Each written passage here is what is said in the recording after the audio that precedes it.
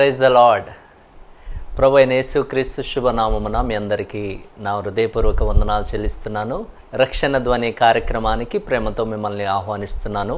మరొకసారి మీ ముందుకు రావడానికి ప్రభు చూపిన కృపను బట్టి ప్రభువుకు నా హృదయపూర్వకంగా వందనాలు చెల్లిస్తున్నాను. నిజంగా ఎన్నిక లేని వాళ్ళము, ఏ యోగ్యత అర్హత లేని వాళ్ళము, దేవుడు తన కృప ద్వారా మనల్ని రక్షించి మరి ఈ గొప్ప భాగ్యాన్ని ఎంతో ధైర్యంగా, నిరీక్షణ కలిగి, సంతోషంగా జీవించే భాగ్యాన్ని దేవుడు మనకు ప్రసాదించాడు. కష్టాలున్నా, బాధలున్నా, శత్రువులు ఎంతగానో వెంటాడినా, ఎన్నో సమస్యలు మనల్ని వెంటాడినా దేవుని బట్టి ధైర్యంగా బ్రతకడానికి ప్రభు మనకి అవకాశం ఇచ్చాడు. నిజంగా ప్రభు ఇచ్చిన అవకాశాన్ని బట్టి ప్రభువుకు నా హృదయపూర్వకంగా వందనాలు చెల్లిస్తున్నాను.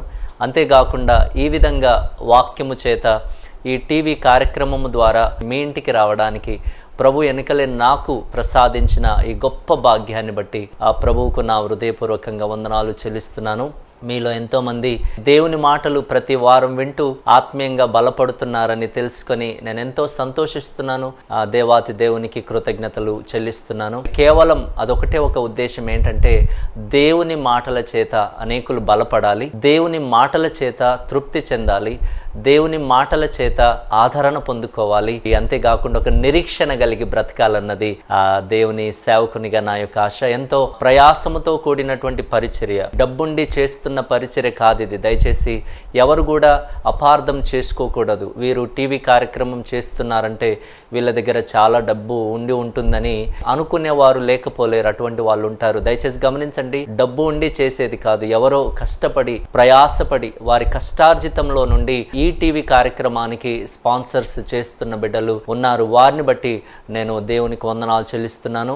ప్రత్యేకంగా నేటి కార్యక్రమాన్ని కూడా స్పాన్సర్ చేసినటువంటి మరి మా సంఘ సభ్యులు, షేర్పల్లి గ్రామానికి చెందినటువంటి జంగర్ల భాగ్యమ్మ గారు, వారి యొక్క కుటుంబం మరి ఎంతో కష్టపడి పని చేసుకునే కుటుంబం అది. ఆ ఉద్యోగాలు, వ్యాపారాలు అటువంటి పరిస్థితులు కావు. కూలి కష్టం చేసుకుని బ్రతికే మరి బిడ్డలే. మరి ఆ కుటుంబం నేటి కార్యక్రమానికి సహాయం చేయడం, సహకరించడం, దేవుడు వారిని గొప్పగా దీవించాలని నేను ఆశిస్తున్నాను. దేవుని దగ్గర ప్రార్థన చేస్తున్నాను. దేవుడు ఆ కుటుంబాన్ని దీవించునుగాక. వారి కుమారుడు, అదేవిధంగా ఇద్దరు కుమార్తెలు, తన భర్త కుటుంబాన్ని దేవుడు ఇంకా సంపూర్ణంగా రక్షించి ఆ యవన బిడ్డల అవసరతలు కూడా దేవుడు తీర్చాలని మీరు కూడా ప్రార్థన చేయండి. ఈ విధంగా సహకరిస్తున్నటువంటి ప్రతి కుటుంబాన్ని నేను అభినందిస్తున్నాను. మీలో చాలా మంది ఆ ఫోన్ ద్వారా మీ యొక్క కష్టాలు, బాధలు మాకు తెలియజేస్తున్నారు. చాలా సంతోషం.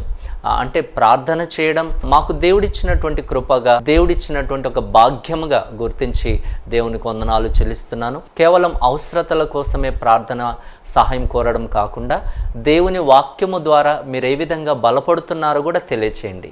దాన్ని బట్టి మేము ఇంకా మరెక్కువగా సంతోషిస్తాం. ఎందుకంటే కష్టాలు, బాధలు ఎప్పటికీ ఉంటాయి. కాకపోతే ఏంటంటే అన్నిటికంటే ప్రాముఖ్యమైంది ఆత్మకు రక్షణ.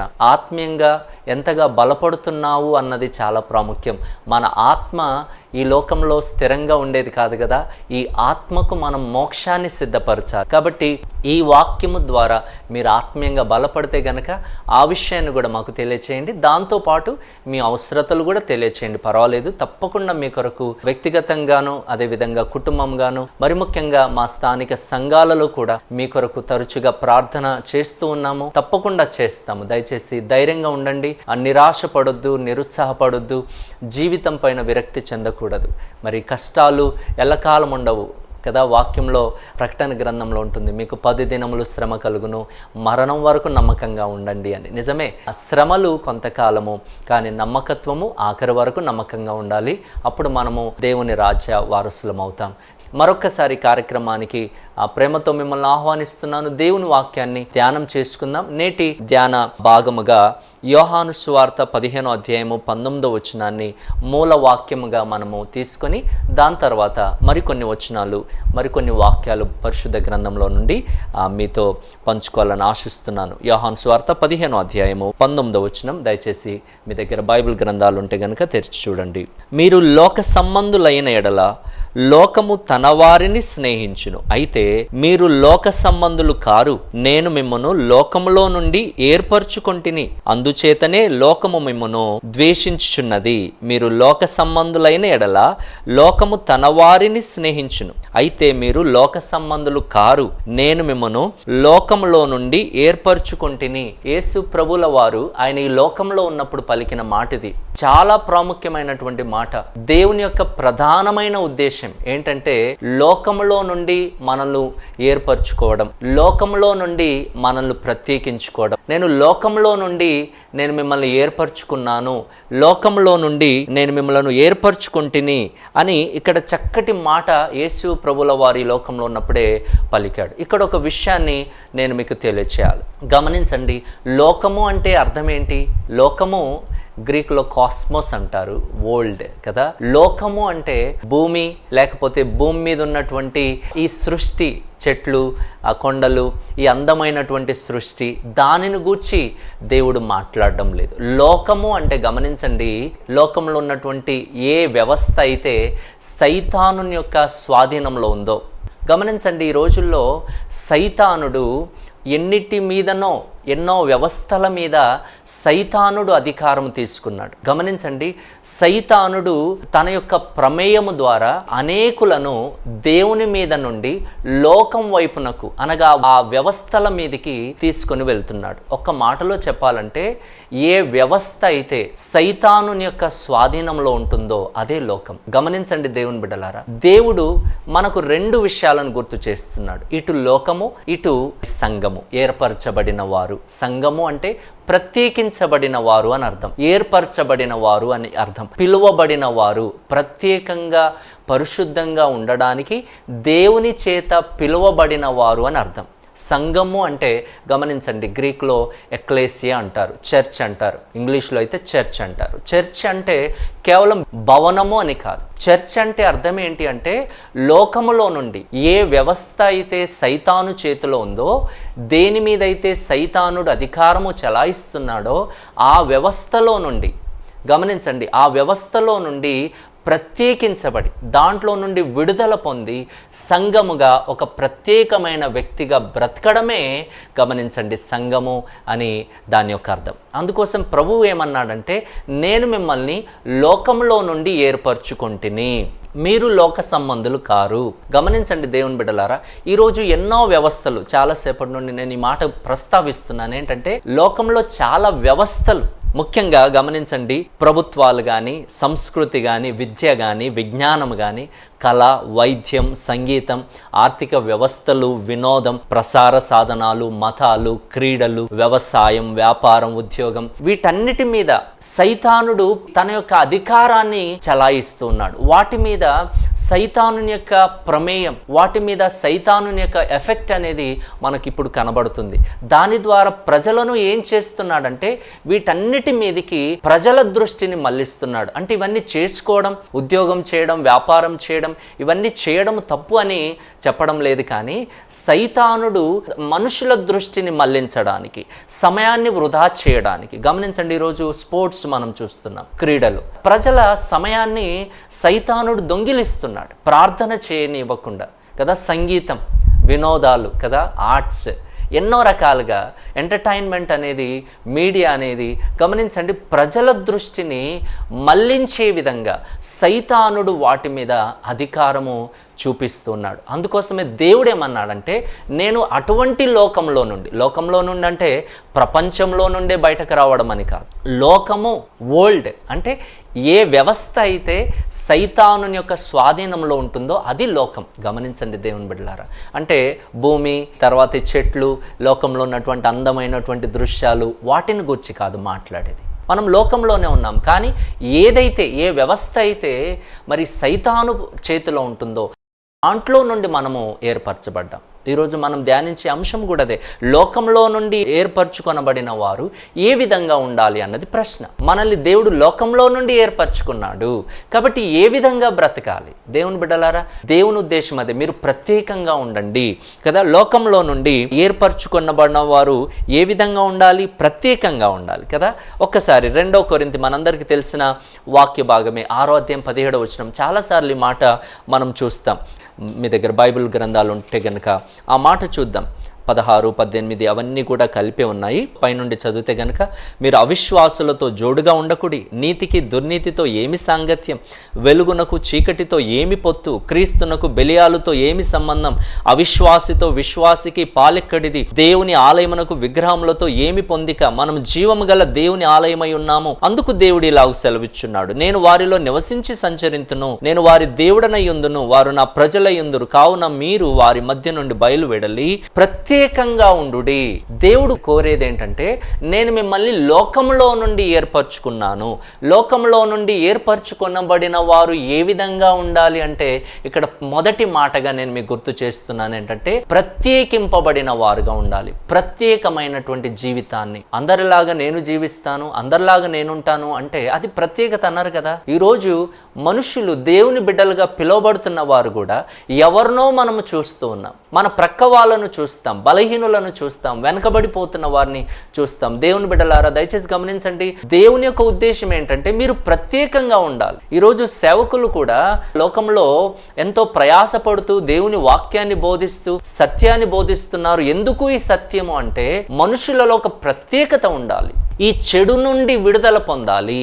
లోకంలో ఏదైతే సైతాను చేతిలో, దుష్టుని చేతిలో పాడైపోతుందో, ఏ వ్యవస్థ అయితే, అది ఏదైనా కావచ్చు, ప్రతి దాంట్లో మంచి చెడు ఉంటుంది. గమనించండి, ఆ చెడులో నుండి మనం విడుదల పొందాలి. ఉద్యోగం చేసుకోవాలి, వ్యాపారం చేయాలి, స్పోర్ట్స్ ఆడుకోవాలి, సంగీతం వినాలి, అన్నీ చేయొచ్చు. కానీ సైతానుడు ప్రజల దృష్టిని దేవుని మీద నుండి డైవర్ట్ చేస్తున్నాడు, దేవుని మీద నుండి మళ్ళిస్తున్నాడు, సత్యం మీద నుండి మళ్ళిస్తున్నాడు. దేవునితో సహవాసం చేయవలసిన మనుష్యుడు కదా, గమనించండి, లోకం మీద దినమంతా కూడా, రాత్రి వరకు, మధ్యరాత్రి వరకు కూడా ఆ విధంగా వాటి మీదనే దృష్టి మళ్లించే యవనస్తురాన్లు ఈరోజు చాలామంది ఉన్నారు. అందుకోసమే దేవుడు ఈరోజు మనకు గుర్తు చేస్తున్నాడు, ఒక విషయాన్ని మనకి రిమైండ్ చేస్తున్నాడు, గుర్తు చేస్తున్నాడు. ఏంటంటే, నేను మిమ్మల్ని లోకంలో నుండి ఏర్పరచుకున్నాను, మీరు లోక సంబంధులు కారు అని యేసు ప్రభువుల వారు చెప్తూ ఉంటే, మనం లోకముతోనే సంబంధాలు పెంచుకుంటూ ఉంటాం. అందరితో ఉండాలి, పలకరించాలి, ప్రేమగా మాట్లాడాలి, అందరినీ ప్రేమించాలి. కానీ వారిలో కలిసిపోవడం, వాళ్ళ అలవాట్లలో, వాళ్ళ విధానాల్లో, వాళ్ళ పద్ధతుల్లో మనం కలిసిపోవడం అనేది దైవ చిత్తం కాదు. దైవ బిడ్డలారా, మనలో ప్రత్యేకత నిజమే. ప్రత్యేకంగా ఉన్నప్పుడు కష్టాలు వస్తాయి. వాక్యంలో కూడా మనం ఇంతకుముందు అదే చదివాం, అందుచేతనే లోకం మిమ్మల్ని ద్వేషించును. నిజమే, ప్రత్యేకంగా ఉన్నప్పుడు ప్రజలు మనల్ని ద్వేషిస్తారు, మనల్ని అవమానిస్తారు, హేళన చేస్తారు. మనలో ప్రత్యేకత, మనలో ప్రార్థన, మనం ప్రతిరోజు తరచుగా క్రమంగా మందిరానికి వెళ్తూ ఉంటే ప్రజలు చూసేవారు మనల్ని హేళన చేయవచ్చు, అవమానపరచవచ్చు, గేలి చేయవచ్చు, ఇవన్నీ చేయవచ్చు. కానీ దేవుని బిడ్డలారా, అదే ప్రత్యేకత కదా. వాక్యం ఏమనుంది?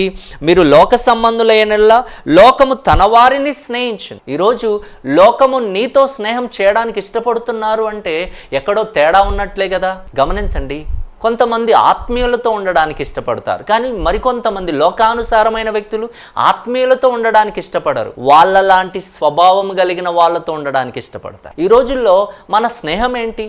లోకము నీతో స్నేహం చేస్తుంది అంటే ఖచ్చితంగా నీవు ఇంకా లోక సంబంధివిగానే ఉన్నావేమో. ఆత్మీయులు నీతో ఉండడానికి ఇష్టపడితే గనక వెరీ హ్యాపీ, చాలా సంతోషం. నీవు కూడా ఆత్మీయులతో, ఒక మంచి వ్యక్తులతో సహవాసం చేయడం అది దైవ చిత్తం.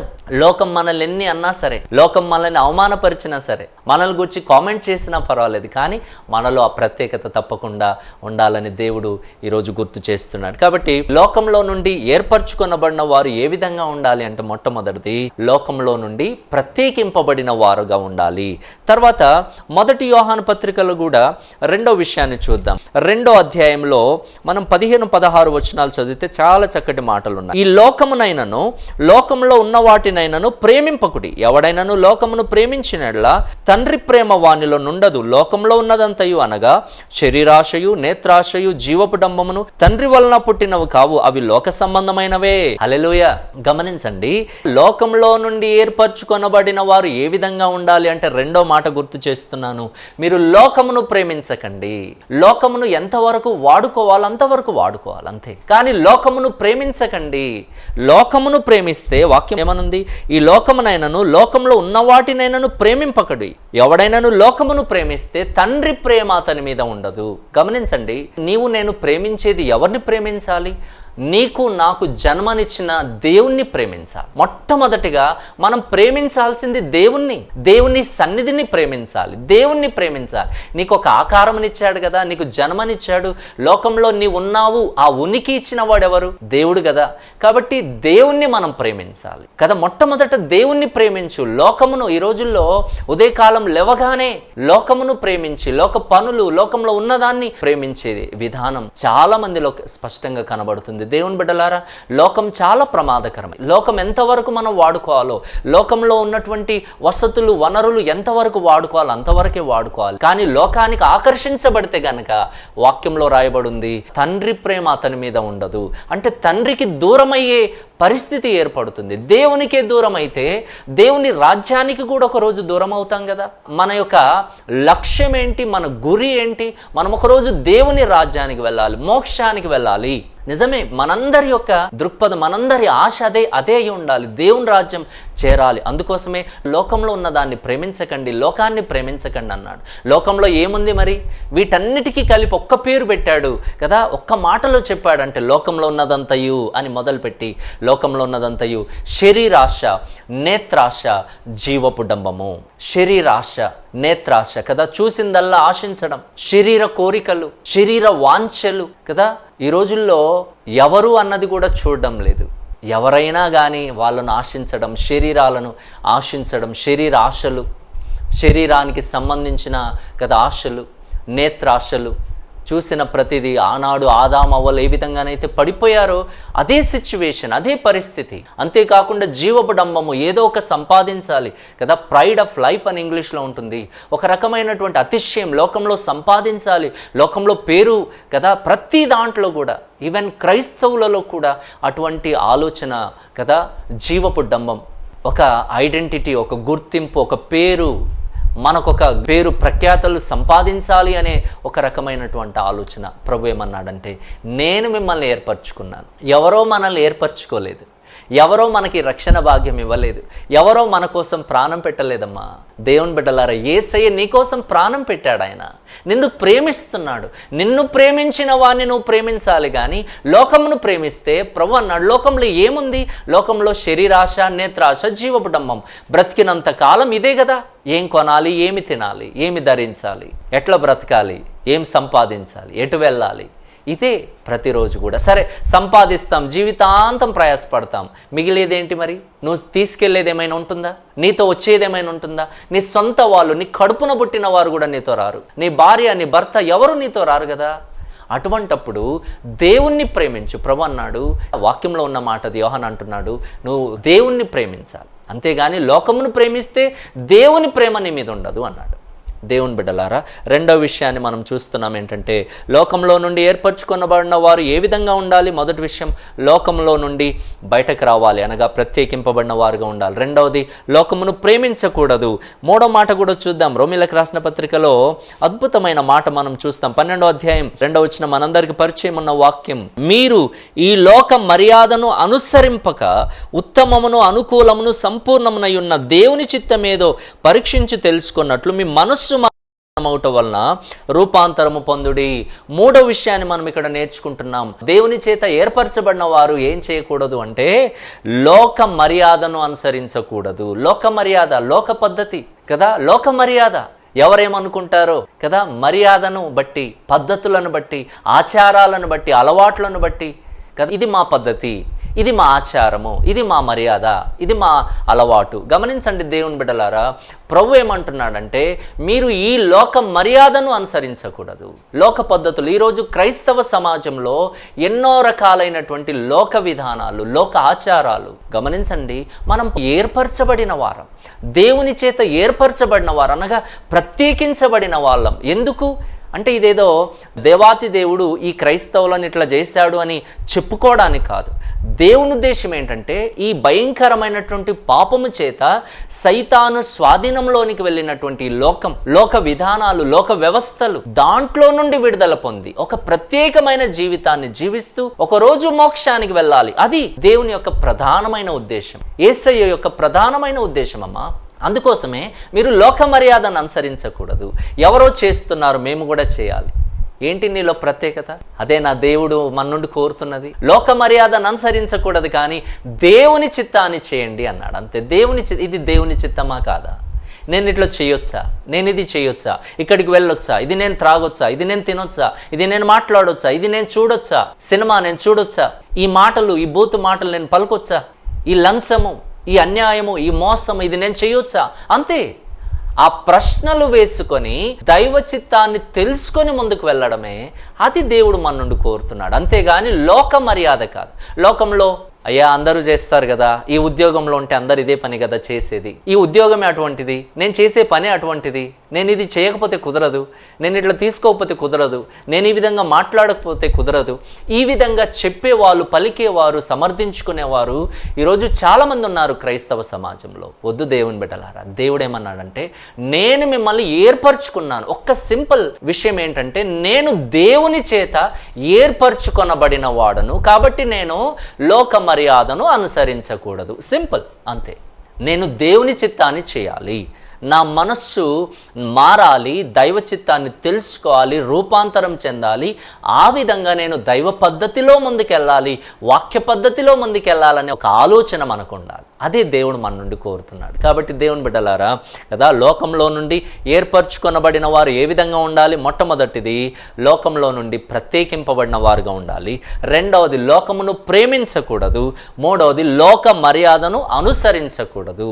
లోకము లోకము లోకం అంటున్నాను. లోకము అంటే కదా మనుషుల గురించి కానీ, లేకపోతే లోకము అంటే ఈ సృష్టిలో ఉన్న ఈ అందమైనటువంటి విషయాలు, ఇది కాదు. లోకము అంటే ఏ వ్యవస్థ అయితే సైతాను చేతిలో ఉంటుందో, దేంట్లోనైతే సైతాను యొక్క ప్రమేయం ఉంటుందో అది ఆ లోకం, ఆ చెడు, దానిని గురించి దేవుడు మాట్లాడుతున్నాడు. దైవ బిడ్డలారా, కాబట్టి సత్యాన్ని ప్రతి ఒక్కరూ గుర్తించాలి. మరి రెండు విషయాలు మీతో చెప్పి నేను ముగించేస్తాను. ఏర్పరచుకున్నబడిన వారు ఏ విధంగా ఉండాలి అంటే, అదే మొదటి యోహానులో ఇంతకుముందు మనం చూసిన మాటలోనే మరొక మాట కూడా చూద్దాం. 5వ అధ్యాయంలో 4వ వచనం ఒకసారి చదివితే గనుక, దేవుని మూలముగా పుట్టిన వారందరూ లోకమును జయించుదురు, లోకమును జయించిన విజయము మన విశ్వాసమే. ఇక్కడ ఏర్పరచుకొనబడి వారు ఏమై ఉండాలి అంటే లోకమును జయించే వారముగా ఉండాలి. హల్లెలూయా. అనగా లోకము అంటే ఏ సైతాను యొక్క స్వాధీనంలో ఏ వ్యవస్థ ఉంటుందో, సైతాను యొక్క స్వాధీనంలో ఏదైతే ఉంటుందో దానిని జయించడం, ఆ ఆలోచనను జయించడం, వాడు పెట్టేటటువంటి ఆ కుయుక్తితో కూడిన ఆలోచనలను జయించడం. ఈరోజు ఆ మోసపూరితమైన ఆలోచనలకు తల వంచి చాలా మంది కూడా నష్టపోతున్నారు, దానిని జయించలేకపోతున్నారు. గమనించండి, సమయమంతా వృధా చేస్తున్నారు లోకంలో కదా. ఏ పనిలోనైనా దేవునికి ఇవ్వాల్సిన సమయం ఇవ్వక, ఆదివారం నాడే ప్రార్థన సమయంలోనే వ్యవసాయపు పనులు, ప్రార్థన సమయంలోనే కదా ఎక్కడికో బయటకు వెళ్ళడం, ఆ రోజే ఆదివారం నాడే దేవుని సన్నిధికి వెళ్ళాల్సిన సమయంలోనే పనులన్నీ పెట్టుకొని దేవునికి దూరం అవ్వడం. ప్రభు ఏమన్నాడంటే మీరు జయించండి, ఇటువంటి శోధనను జయించండి, ఆ యుక్తితో కూడిన సైతానుని యొక్క ఆలోచనలను జయించండి. వాక్యంలో దేవుని మూలముగా పుట్టిన వారందరూ లోకమును జయించుదురు. లోకము, మళ్ళీ చెప్తున్నాను, సైతానుని యొక్క స్వాధీనంలో ఉన్న లోకం, సైతాను యొక్క ప్రమేయంతో నడుస్తున్న లోకం, దానిని మనం జయించాలి. గమనించండి దేవుని బిడ్డలారా, ఇది చాలా ప్రాముఖ్యమైన విషయం. లోకంలో బ్రతికినంత కాలం జయించిన వాళ్ళంగా ఉండాలి, ఓడిపోకూడదు కదా. ఆదాము అవ్వల్లాగా ఓడిపోకూడదు, సంసోనులాగా ఓడిపోకూడదు. పాపంలో ఓడిపోయారు వాళ్ళు, పడిపోయారు వాళ్ళు, ఓడిపోయారు. ఓటమి అది సరైంది కాదు. యేసయ్య ప్రతి శోధనను జయించాడు. దేవుని బిడ్డలారా, జయించే వాళ్ళంగా ఉండాలి కానీ ఓడిపోకూడదు. అందుకోసమే ఏర్పరచుకొనబడిన వారు ఏ విధంగా ఉండాలి? లోకమును జయించాలి. మంచి మాట పౌలు భక్తుడు అంటాడు. చివరి మాట చెప్పేసి నేను ముగించేస్తాను. గలతీలకు రాసిన పత్రికలో 6వ అధ్యాయము చాలా చక్కటి మాట. అక్కడ కూడా 14వ వచనం చూద్దాము. అయితే మన ప్రభువైన యేసు క్రీస్తు శిలువ యందు తప్ప మరి దేని యందును అతిశయించుట నాకు దూరమవును గాక. దాని వలన నాకు లోకమునకు నేనును సిలువ వేయబడి ఉన్నాము. హల్లెలూయ. అంటే దేవుని చేత ఏర్పరచుకొనబడిన వారు ఏ విధంగా ఉండాలంటే లోకము విషయంలో చచ్చిన వాళ్ళముగా ఉండాలి. హల్లెలూయ కదా. లోకం విషయంలో, పాపం విషయంలో, సైతాను సంబంధమైన విషయాలలో ఎట్లా ఉండాలి అంటే పౌలు అంటాడు కదా, లోకానికి నేను, నాకు లోకము, చచ్చిన వాడినిగా నేను ఉన్నాను. చక్కటి మాట కదా. దానివలన నాకు లోకమునకు నేనును సిలువ వేయబడి ఉన్నాము. హల్లెలూయ. పౌలు ఎంత చక్కటి మాట. లోకం విషయంలో నేను సిలువ వేయబడిన వాడను, చచ్చిన వాడను. అంటే లోకం విషయంలో నేను ఎట్టి పరిస్థితిలో స్పందించను. చచ్చాను అంటే అర్థం ఏంటి? చచ్చిన వాడు స్పందించకూడదు. ఈరోజు ప్రతిదానికి స్పందించే వాళ్ళు ఉంటారు. ఎవరో స్నేహితులు ఏదో చెప్పారని స్పందిస్తారు, మద్యానికి స్పందిస్తారు, ప్రతి చెడుకు, లంచానికి ఏదో లాభం ఉంది అంటే స్పందిస్తారు. నువ్వు చచ్చిన వాడవుగా ఉండాలి. పాపం విషయంలో చచ్చిన వాడవుగా ఉండాలి. వాళ్ళు ఏమైనా చెప్పని, ఎన్నైనా చెప్పని, నువ్వు అస్సలే స్పందించకూడదు. అది దేవుని బిడ్డలకు, ఏర్పరచుకొనబడిన వారికి ఉండాల్సిన లక్షణం. నా ప్రియ దైవ బిడ్డలారా, యేసయ్య కోరుతున్నది ఏంటంటే ప్రత్యేకత. ఆయన నిన్ను ప్రత్యేకించడానికే, ప్రత్యేకపరచుకోవడానికే కదా నీకోసం ప్రాణం పెట్టాడు, నీకోసం రక్తము చిందించాడు, నీకోసం అంత గొప్ప త్యాగం చేశాడు. దేవుని బిడ్డలారా, నీలో ఆ ప్రత్యేకత ఉండాలి. యేసయ్యలో ప్రత్యేకత ఉంది, ప్రపంచంలో ఆయనకు ప్రత్యేకత ఉంది. ఆయనలో మదమాత్సర్యాలు లేవు. ఆయన ఒక కుటుంబము, ఒక భార్య, లేకపోతే పిల్లలు కదా. కొంతమందికి లోకంలో దేవుళ్ళు అనబడిన వారు మరి ఆ విధంగా కుటుంబ జీవితాలు, భార్యలు, పిల్లలు, సంసారాలు యేసయ్య ఆ విధంగా చేశాడా? ఆయనలో ప్రత్యేకత, లోకంలోనే ప్రత్యేకత. ఎందుకంటే ఆయన దేవుడు మానవుడిగా ఈ లోకానికి వచ్చాడమ్మా. ఆయన సత్యవంతుడు. ఆయన మన నుండి కోరుతున్నది కూడా అదే. ఏంటంటే ఇదిగో లోకంలో నుండి నేను మిమ్మల్ని ఏర్పరచుకున్నాను. లోకం అయితే తన వారిని స్నేహిస్తుంది, లోకము మిమ్మల్ని ద్వేషిస్తుంది కూడా. ఎందుకంటే మీరు ప్రత్యేకించబడినవారు. ఈరోజు క్రైస్తవులు, దేవుని బిడ్డలు ప్రత్యేకంగా బ్రతుకుతున్న వారి మీదకి ఎన్నో హింసలు, చంపబడ్డారు, కొట్టబడ్డారు, భయంకరంగా దూషించబడుతున్నారు, హింసించబడుతున్నారు. నిజమే. ఎందుకంటే ప్రత్యేకతను చాలా మంది ఇష్టపడరు. దైవ బిడ్డలారా, ఈరోజు ఏర్పరచుకొనబడిన నీవు ఈ 5 లక్షణాలు కలిగి ఉండగలిగితే దేవుడు ఖచ్చితంగా నిన్ను ఒకరోజు తన రాజ్యంలో తనతో పాటు ఉండనిస్తాడు. ఎందుకంటే అటువంటి వాళ్ళకే కదా మోక్షం. లోకంలో ప్రత్యేకించబడిన వారికి మోక్షం. అటువంటి జీవితానికి నీవు ఆశించు. అటువంటి దైవకృప కూడా దేవుడు నీకు, నీ బిడ్డలకు, నీ కుటుంబానికి సమృద్ధిగా దేవుడు అనుగ్రహించును గాక. దేవుడి మాటలు దీవించును గాక. ప్రార్థన. కన్న తండ్రి, వాక్యాన్ని విన్నటువంటి మా ప్రియులందరినీ జ్ఞాపకం చేసుకోండి తండ్రి. నీ బిడ్డలు ఏర్పరచుకొనబడిన వారు అనే సత్యం బిడ్డలు గ్రహించుటకు సహాయం చేయండి. కాబట్టి మేము ఏ విధంగా బ్రతకాలో ఈరోజు మీరు మాతో మాట్లాడారు. వాక్యం విన్న ప్రతి ఒక్కరిలో ఆ ప్రత్యేకతను ప్రసాదించమని, ఈ కార్యక్రమంలో పాల్పొందిన ప్రతి బిడ్డను దీవించండి, ఆశీర్వదించండి. ఏ నిరాశతో ఉన్నా, కష్టముతో, బాధతో ఉన్నా, వారి ప్రతి సమస్యలో నుండి నజరేయుడైన యేసు నామంలో వారికి సంపూర్ణ విడుదలను ప్రసాదించమని దీన సేవకుడిగా బ్రతిమలాడుతూ ఉన్నాను. సహాయం చేయండి. అదేవిధంగా నేటి కార్యక్రమాన్ని స్పాన్సర్ చేసినటువంటి సహోదరి జంగర్ల భాగ్యమ్మ, తన కుటుంబం, తన బిడ్డలు, తన భర్త, వారిని దీవించి ఆశీర్వదించమని మరొకసారి ప్రతి ఒక్కరిని కూడా మీ చేతులకు అప్పగిస్తూ మా రక్షకుడైన యేసుక్రీస్తు నామములో ప్రార్థించి వేడుకుంటున్నాము తండ్రి. ఆమేన్, ఆమేన్, ఆమేన్. దేవుడు మీ అందరిని దీవించును గాక. ఆమేన్. మీరు విన్న ఈ సందేశం ద్వారా మీరు పొందిన ఆత్మీయ అనుభూతిని మరియు మీ ప్రార్థన అవసరతలను మాతో పంచుకోగలరు. మరిన్ని వివరాలకు మీరు సంప్రదించవలసిన మా ఫోన్ నంబర్లు 9177533328, 9963732003. మా చిరునామా independent Baptist church, Narsingi, Medak జిల్లా, తెలంగాణ. మా ఆరాధనా సమయం ప్రతి ఆదివారం ఉదయం 9 గంటలకు. మా బైబిల్ కాలేజ్ వివరాలు సిలోహ్ Baptist Bible college and seminary, Toopran. మా బైబిల్ కాలేజ్ గురించి మరిన్ని వివరములు తెలుసుకొనుటకు మమ్మల్ని సంప్రదించగలరు.